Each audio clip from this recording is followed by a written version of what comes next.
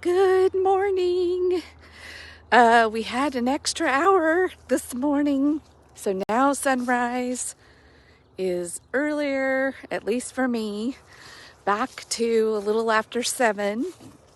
And we've got beautiful, look at that, look at that.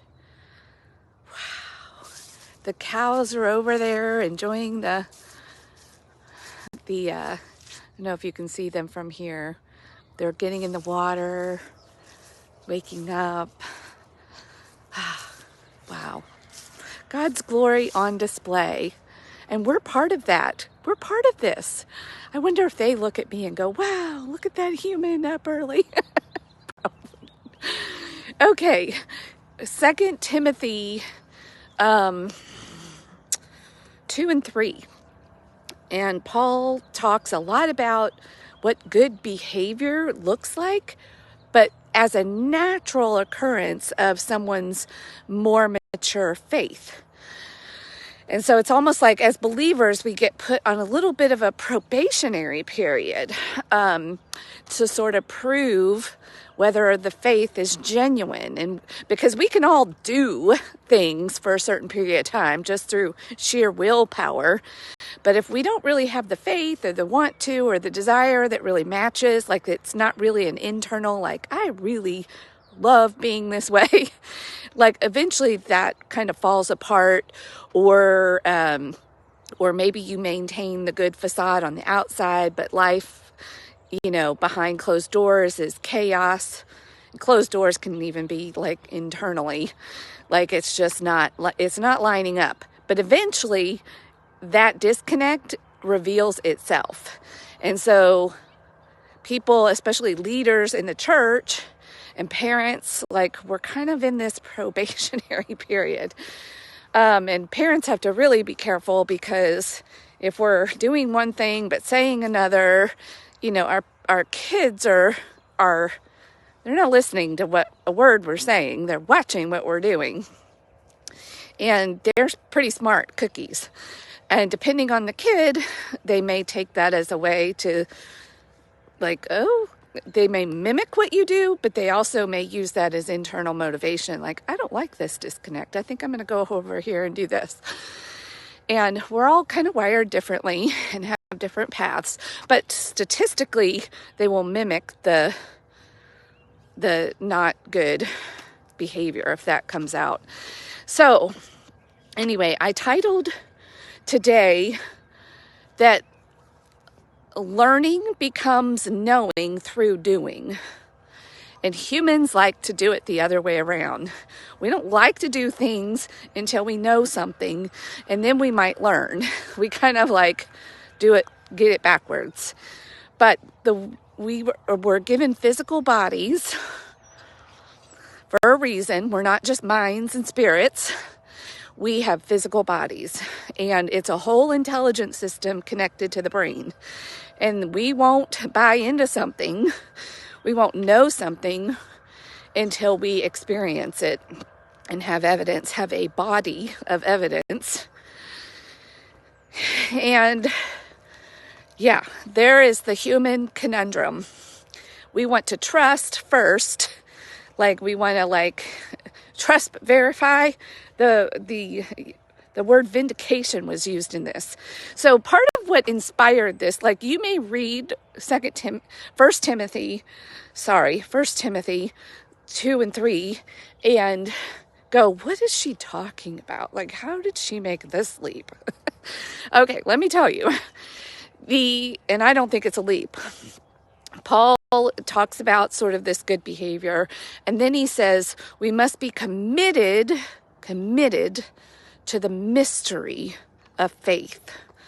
And then he talks about the mystery of faith being we believe in God because he revealed himself, the mystery of himself, through the life of Christ. Hi, good morning. Through the life of Christ. And then we are vindicated. Then that truth was vindicated by the Spirit. And we have those that have the spirit of this commitment and to living this new way that Christ came and showed us, we have to have faith. Like we've learned it. We were introduced to it through Christ. And then we were like, okay, I'm going to take this leap of faith and I'm going to start living in this way. I'm going to start doing. And then all of these people are talking about, oh my God, it's true. We know it. We know it. Because they kind of put it to the test through action. Then it became knowing. And then they actually became different people, more Christ-like. Because faith is active. Belief is active. If you believe in something and you have faith, it should change the way you act, behave, right? So behavior, my friend Gina likes to say, let behavior be your savior. We can behave ourselves into becoming new, but only if it is really in alignment with what we want. You know, the desire also has to be there, like that learning, the yearning. Maybe that would be a good word to even put in there. When we yearn for the result, we're like, I'm willing to be committed to the faith walk, to doing it. Another way to talk about this, I like to use the phrase, trust the process. Trust the process, do the things, and the results will come. There's nothing special about any of us. This is available to every human. And yet, we resist. We resist, and we try to, and interestingly enough, we find following rules easier, or at least it makes more sense to us. Like it's not mysterious. Rules are not mysterious. Like, okay, I'll just behave, even though I don't really want to. And so you might have mixed results. And that confuses people. And then it requires a lot of effort. And humans naturally equate effort with goodness. So it's a real tempting place where then we're not only judging ourselves, we're not giving grace, and then we certainly can't give it to others because we don't have it. Love is the mystery. When we operate from love and we believe in love, because you can substitute the word love for God or Christ. Many people do. And when you believe, when you learn about love, I hate to should all over us, but like when you really learn, oh wow, this love seems powerful. What if I believed in love and then I acted from love? And there is like a period of kind of white knuckling, which is why it's like a probationary period. You have to kind of prove, but because the desire needs to be aligned. And then when you have the desire, the ingredient of desire or that yearning in there, then your mind, your brain is looking for the effort. It's confirmation bias. Our brain is then looking for evidence to confirm our new belief. But if we don't believe it and we're just kind of faking it and we just want the results without really believing it, that's where we can get really confused. But these more mature people in the faith in the church know kind of about this. And so they make sure that their leaders kind of go through this probationary period where they prove the authenticity of their faith. Because the white knuckling type of effort eventually reveals itself. And this is true not just in faith in God and the mystery of love, but with anything. Like, there are a lot of people out there living inauthentic lives. We're putting on a good front. We're trying to do all the things that we think are expected of us. And it's not lining up internally with who God really created us to be. Maybe you're in a profession that's not meant for you, and you did it because that's what your parents wanted from you. Maybe it's a spouse that you're trying to please. Maybe, it's all of these things. Maybe you're just in a community and grew up in a larger family that, sorry, I'm getting an Amber Alert. Okay, I'm still here. Good. Anyway, so you may even have that pressure or that belief from, even your larger family of origin. So wherever it's come from, if you're living in a way that's not authentic to you, and that causes all that pain inside. We talked about that yesterday, the internal pain and the cognitive dissonance. But that's not loving. That's not loving. It's not loving to you. It's not loving to me. When we can just realize that we are loved, God made us, and we are part of creation, and He loves all of it. And when you can bring all of that love back to yourself, then you've got it to give to other people. And then you can intentionally start the process of stepping in a new way, doing. You can learn that you are loved. You can have faith in that mystery, because it does feel mysterious at first. Like, really? Can this be true? Seems too good to be true.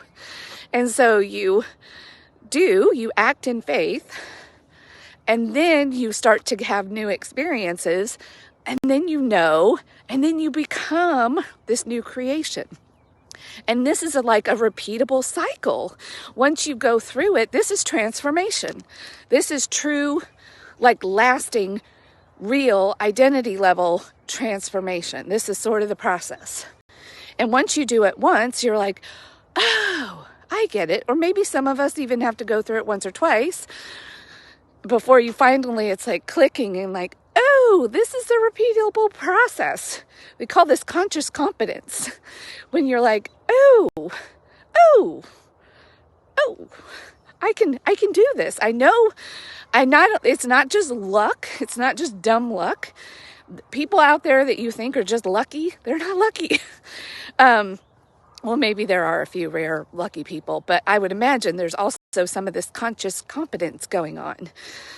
And they're operating from their design. Maybe some people were born into families or even into themselves where they were like, I love myself. It wasn't a challenge to love themselves and therefore love God, live for what they were created for, and then love life, love other people easily.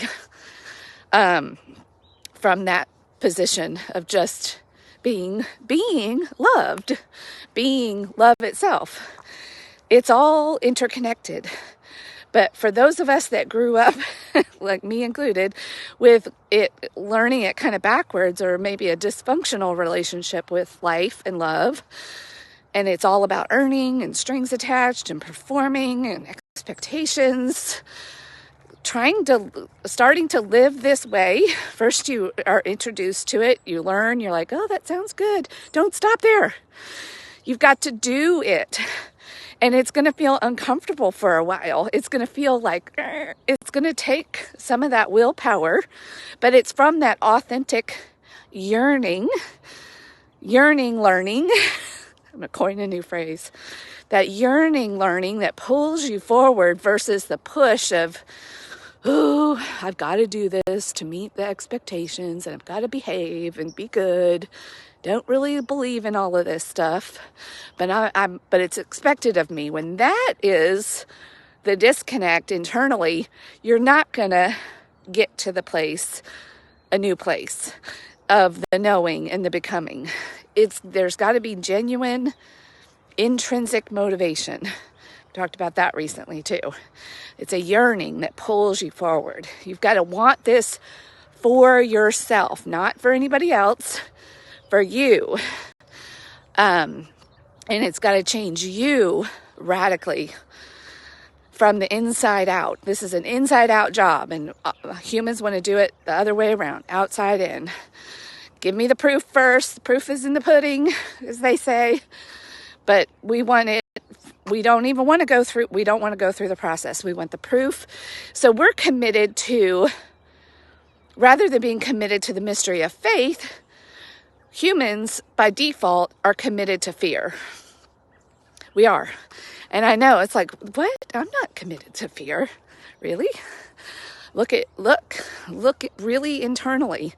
If you're not really operating from who your authenticity and who you were created to be, you're not operating from love, then you're operating from fear. The fear of, but what if, and oh no, so-and-so won't be happy, or oh, the church might not like me or people in the church will think that I'm weird. Feeling part of a community makes us feel good about ourselves. Can you feel good about yourself if all of that was stripped away? Those are the questions to ask yourself. If all of that was stripped away, who would you be? And what would you be for you? This is big stuff. Committed to the mystery of faith. And starting to walk it out. We learn, we do, then we start to understand and know, and then we become. It's a process, and it's a repeatable process. Okay, why am I waving to you? I don't know. Seems like the thing to do when you sign off. Rise and shine. Together, we are better when we're all striving to just be authentic, understand this mystery of life, live from a place of love, genuine, authentic, knowing that you are loved. You can't earn it. You can't buy it. You can't deserve it. You can't. Like, let it do its thing. Let it create that yearning inside of you that makes you curious enough to start walking in faith in a new way, doing things differently, living life differently. Test it. Go through your own probationary period.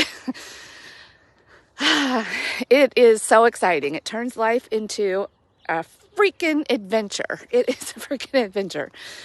And it's beautiful. It's beautiful. A beautiful, wild, adventurous ride, this thing called life. When you embrace it fully from love and not fear. Perfect love casts out fear. And that is a mystery. But I'm living it. I'm living in it and living into it more and more every day. 1 Timothy 2 and 3. And we'll go do 4 tomorrow. All right. Have a great day.